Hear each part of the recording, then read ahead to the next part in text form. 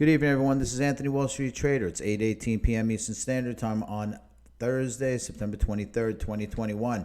This is not financial advice. The video is intended for educational purposes only. Click the subscribe and bell if you want to be notified. Click the thumbs up. Share the video. This is about one of my favorite cryptos of all time, Quant. Intraday updates are on that Twitter link below if you want to see intraday updates, etc. But before we get started, let's just talk about one thing. This Reformed Blogger, that's a YouTube channel that we just kicked off, my buddy and my MJ, really kind of covering some of the future state. Instead of cryptos, we were talking about stocks. And in my participation on that channel will be really purely around tech analysis. Definitely go click on the link below the video. We cover CrowdStrike in one of them.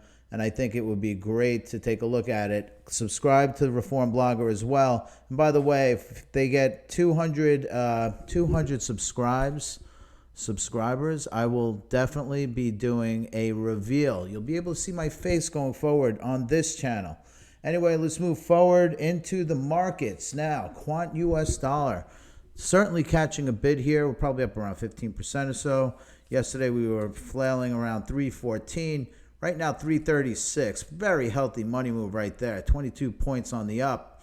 Now, where are we now? This is, we are doing great. Actually, if we look at these two lines we drew, this line here, it is obeyed twice. Not once, but twice. Where are we headed now? We could be going up. I don't feel like we're going to go over that red line because I think we got another couple of weeks to work all these kinks out. But you never know. We could get over it. But I'm very, very bullish on the long-term prospects of this crypto pair. But right now, short-term, we could be going up as high as 389. It's good for another 10% move, possibly on the upside. If we don't get up there and we start crawling back, we could probably start heading back this way. Worst case scenario, I don't see us going anywhere below 270, which is almost 20% below us. But again, it's crypto land. You never really know. But I would put my money on it. We're not going to get that low. I think we're going to wind up, invariably going sideways. Now let's take a look at the Quant to Bitcoin pair, which is also, it's right in the middle of the trend. I mean, you can't make heads or tails of where this thing's going to go. We see this happen a few times and kind of goes down, hits the bottom of the channel. It's done at 1, 2, 3, almost an equidistant, cycles here. So you never know. We'll see how this plays out. But I just given the type of crypto this is, it's a beast.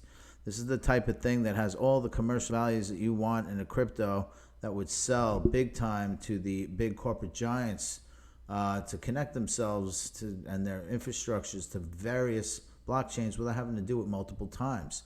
It's a big cost save for a lot of these big organizations. I worked for a few in the past, I could tell you.